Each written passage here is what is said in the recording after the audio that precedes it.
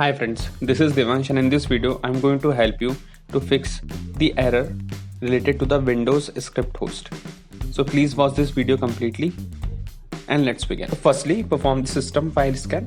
For that you have to open the command prompt as administrator and you have to type this command sfc/scan now.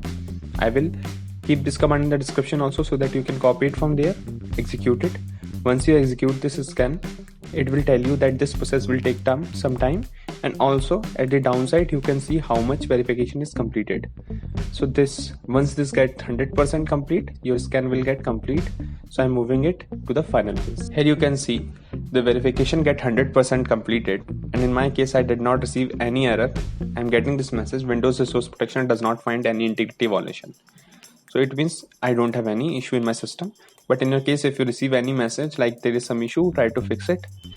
And after that, exit from the command prompt, go and restart your system again and check you are getting that error or not. So this is the first method. Now the next method is we can fix this error with the help of the registry editor. For that, type registry in the search option and open the registry editor.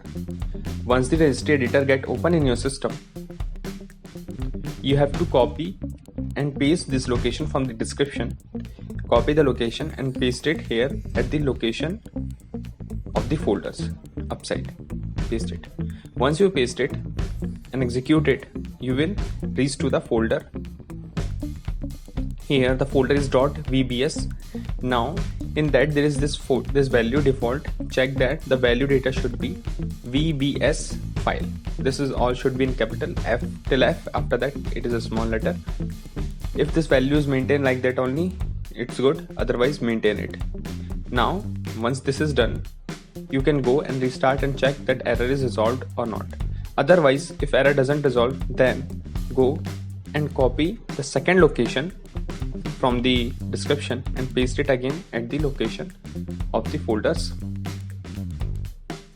Once you paste it here, it will go to that WinLogon folder.